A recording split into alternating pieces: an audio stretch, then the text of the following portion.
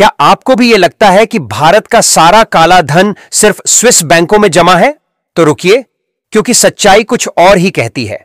असल में अब एक नया दावा सामने आ रहा है कि भारत का सबसे ज्यादा काला धन अब स्विट्जरलैंड में नहीं, यूएई में छुपाया जा रहा है।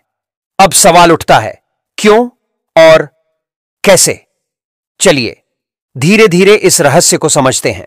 स्विस बैंक का नाम लेते ही लोगों को एक सीक्रेट तिजोरी याद आती है, ऐसी जगह जहां दुनिया के अमीर लोग अपने पैसे छिपाते हैं।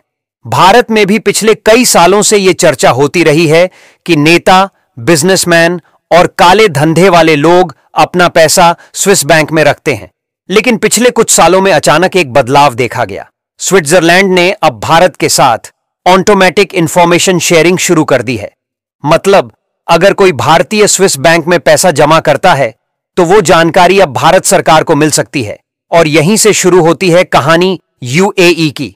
जब स्विस बैंक ने रिपोर्टिंग शुरू कर दी तो कई अमीर लोगों ने पैसा निकालकर दुबई और अब्बू धाबी जैसे शहरों की ओर रुख कर लिया। यूएई यानी यूनाइटेड अरब एमिरेट्स, जहां टैक्स लगभग ना के बराबर है, बैंकिंग सिस्टम बहुत तेज और खुला है, और सबसे बड़ी बात, अभी तक भारत और यूएई के बीच ऐसा ऑटोमेटिक डेटा शेयरिंग सिस्टम पूरी तरह लागू नहीं हुआ है। अब जरा सोचिए, अगर आपके पास अकूत पैसा है और आपको डर है कि सरकार पकड़ेगी, तो क्या आप वो पैसा वहीं रखेंगे जहां सरकार उसे देख सकती है? नहीं ना। यही वजह है कि अब भारत का काला धन चुपचाप यूएई की बैंकों, रियल एस्टेट और गोल्ड मार्केट में जाकर बैठ गया है।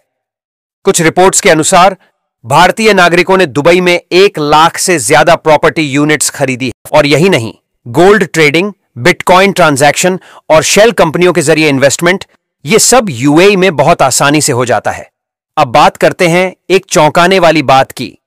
भारत सरकार जब स्विस बैंक से जानकारी मंगवाती है तो एक प्रक्रिया होती है, लेकिन यूएई के मामले में अगर कोई जानकारी चाहिए तो एक एक केस के लिए अलग से अप्लाई करना पड़ता है।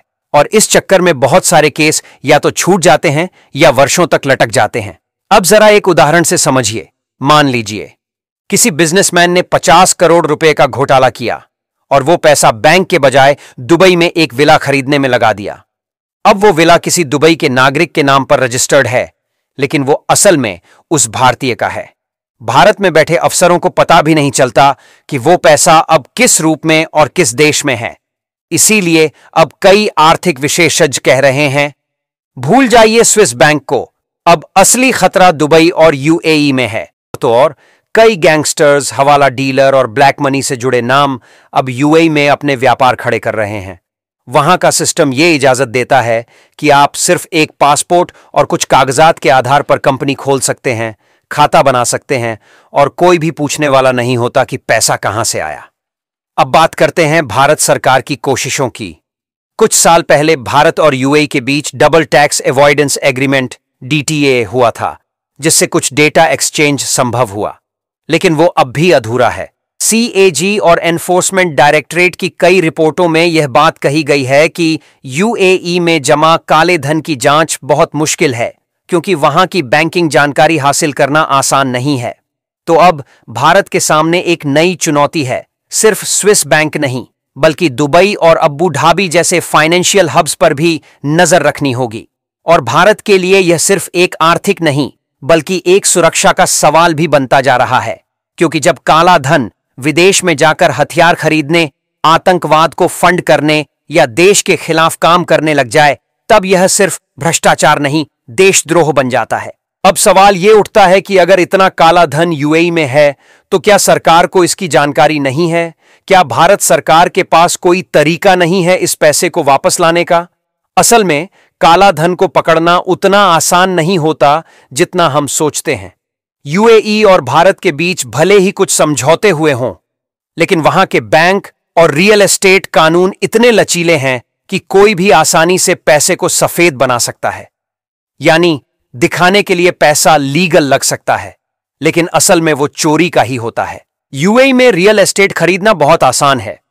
एक बार कोई व्यक्ति फ्लैट या ऑफिस खरीद लेता है तो उसका असली सोर्स ऑफ इनकम कोई नहीं पूछता, और अगर पूछ भी लिया तो कुछ फर्जी दस्तावेजों से काम चल जाता है। आपको जानकर हैरानी होगी कि कई भारतीय कारोबारी और नेता दुबई में अपने नाम पर नहीं बल्कि फ्रंट कंपनियों या रिश्तेदारों के नाम पर प्रॉपर्टी खरीदते हैं। ऐसे में उन्हें ट्रेस करना और भी मुश्किल हो जाता है। अब बात करते हैं, क्या इससे भारत को नुकसान होता है? बिल्कुल होता है। जब भारत का पैसा भारत में निवेश नहीं होता तो उसका सीधा असर देश की अर्थव्यवस्था पर पड़ता है। जब पैसा बाहर चला जाता है तो भारत की टैक्स व्यवस्था कमजोर होती है, नौकरियां कम होती हैं और विकास की रफ्तार धीमी हो जाती है। इस काले धन से सिर्फ अमीर लोग और ताकतवर लोग ही फायदे में रहते हैं। आम आदमी को इससे सिर्फ महंगाई और बेरोजगारी मिलती है। अब सवाल है, सरकार क्या कर रही है? कुछ साल पहले मोदी सरकार ने काले धन के खिलाफ सर्जिकल स्ट्राइक की थी। नोटबंदी, बेनामी संपत्ति कानून और कई अंतर्राष्ट्रीय समझौते। लेकिन ये कदम काफी नहीं थे।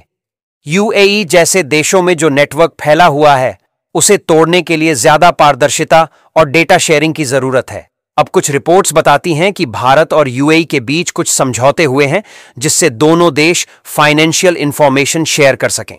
लेकिन असली सवाल है, क्या इन पर अमल हो रहा है? अब जरा सोचिए, अगर भारत के 1% अमीर लोग भी अपना काला धन यूएई से निकालकर वापस भारत लाएं तो देश की हालत बदल सकती है। हजारों स्कूल बन सकते हैं, अस्पताल बन सकते हैं और गरीबों की जिंदगी बेहतर हो सकती है। लेकिन ऐसा होगा कैसे? इसके लिए सिर्फ कानून नहीं, राजनीतिक इच्छा शक्ति चाहिए और साथ ही पब्लिक प्रेशर भी जरूरी है।